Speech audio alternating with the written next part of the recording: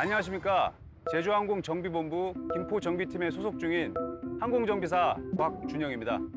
항공정비사란 항공기가 원활하게 운항할 수 있도록 항공기 정비를 수행하는 직업입니다. 단순히 정비만 수행하는 직업이 아니라 항공기의 정비에 대해서 확인하고 또 증명할 수 있는 자격을 갖춘 사람이라고 보시면 될 것 같습니다. 항공정비사는 크게 엔지니어와 메커닉으로 나눌 수 있는데요. 엔지니어는 항공기 기술 검토 및 지원을 해주는 그런 역할을 하는 사람이고요. 메커닉은 실질적으로 이렇게 저처럼 현장에서 항공기의 정비 및 점검을 담당하는 역할을 하는 사람을 메커닉이라고 합니다. 저희 회사 기준으로 말씀을 드리면 정비팀은 크게 세 가지 팀으로 구분이 되어 있는데요. 라인 정비팀, 다른 말로 이제 운항 정비라고 표현을 합니다. 그래서 운항 정비팀, 객실 정비팀, 그다음에 기재 정비팀 이렇게 크게 세 팀으로 나뉘어 있습니다. 운항 정비팀 같은 경우는 이제 항공기의 원활한 운항 지원과 착륙 장치, 엔진, 연료, 유압, 오일 등 항공기 전반적인 정비를 담당하는 부서고요. 객실 정비팀은 승객분들이 항공기에 탑승했을 때 이제 불편하지 않으시도록 항공기 내부를 최상으로 점검을 담당하는 부서입니다.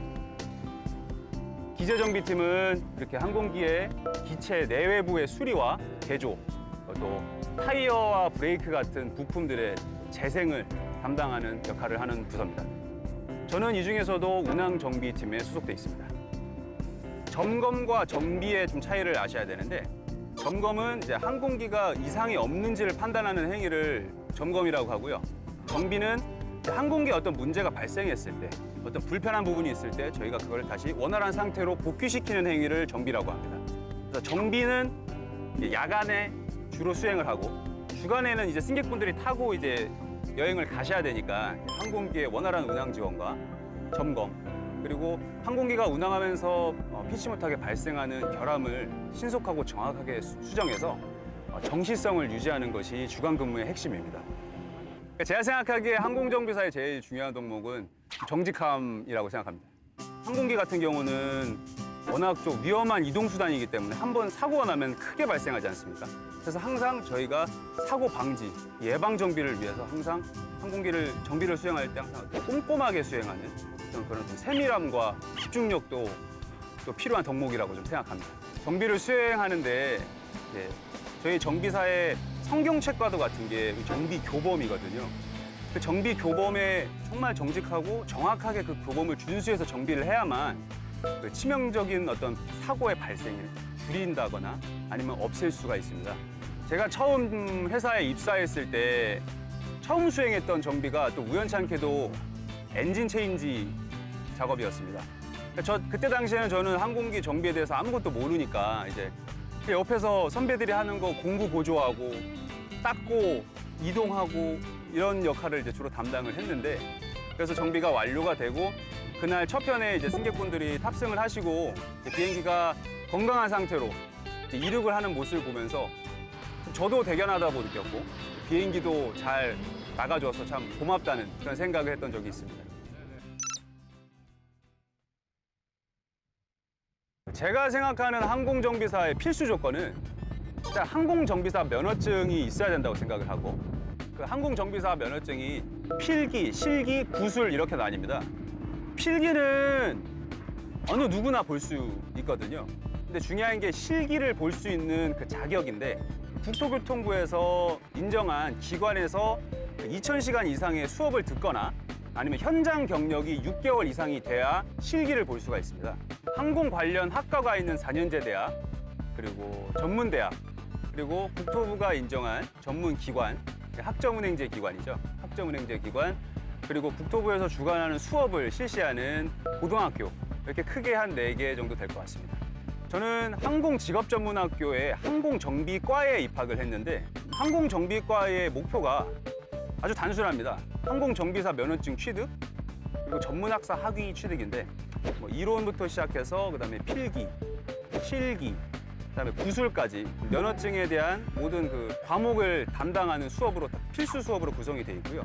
이런 연력학이라든지 유체역학 이런 어려운 과목들이 조금 들어가 있긴 한데 아주 기본적인 부분만 알면 되기 때문에 저는 그 수업을 들으면서 크게 어려움을 느끼지는 않았습니다. 아닙니다. 그 몇 개, 수식만 몇 개 외우면 됩니다. 항공 정비사에게 영어는 필수다. 오! 비행기가 다 외국에서 대여하거나 아니면 이제 구입해 오는 거기 때문에 정비 교범이 다 영어로 돼 있기 때문에 영어를 못하게 되면 당연히 정비도 진짜 수행할 수 없다고 이렇게 생각이 듭니다.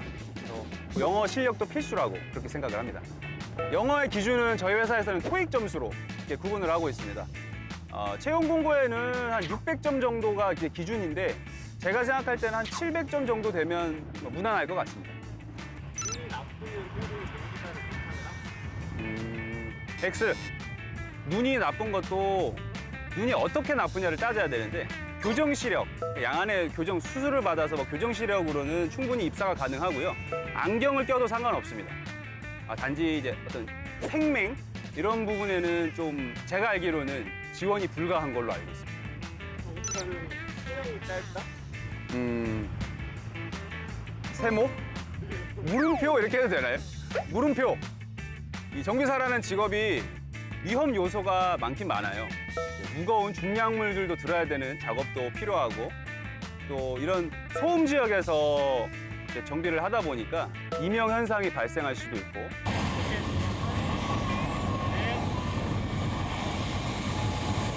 그리고 저희가 항공 정비를 할 때 화학 물질을 좀 많이 사용을 합니다.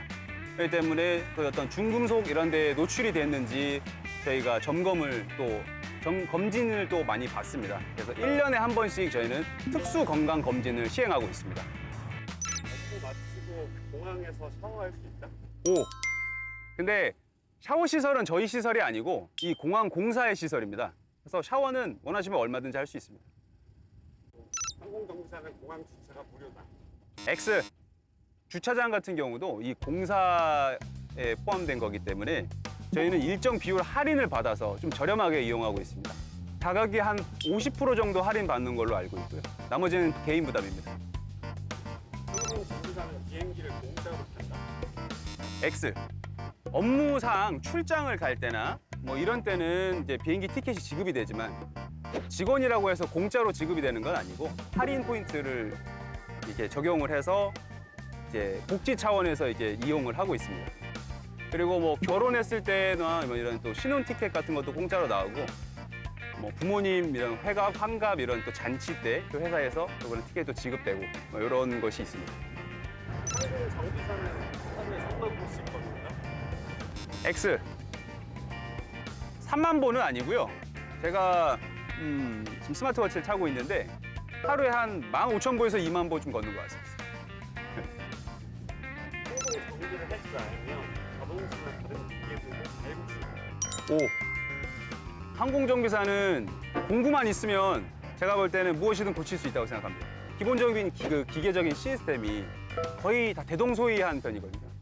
큰 틀에서는 비슷하고 세부적으로 들어가면 조금의 차이는 있겠지만 뭐 연료가 어떻게 들어가고 거기에 불꽃을 어떻게 튀겨서 시동이 어떻게 걸리고 엔진의 힘이 어떻게 기어로 전달이 되고 이런 기본적인 시스템은 다 항공기나 자동차나 어떤 기계 자체의 큰 틀은 비슷하기 때문에 가능하다고 생각합니다. 비행기가 이륙할 때 인사를 하신다고 하는데 이게 업무 절차에 포함된 일인가요? X. 공식적으로 업무에 포함된 것은 아니고요. 승객들이 좀 더 즐겁게 출발하시라는 의미에서 저희가 서비스 차원에서 이렇게 손을 이렇게 흔들어 드리고 있습니다. 근데 처음에 그걸 실시를 했는데 반응이 너무 좋아서 지금도 계속 하고 있습니다.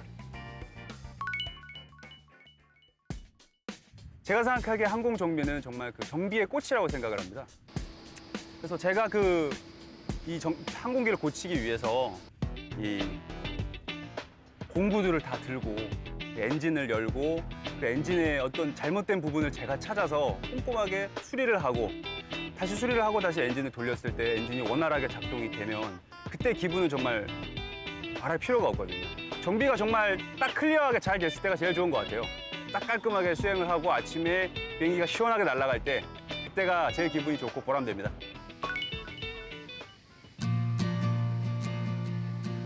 자동 주행 기능은 이미 항공기에 자동차에 적용되기 전부터 이미 항공기에 아주 오래전부터 적용됐던 기능입니다.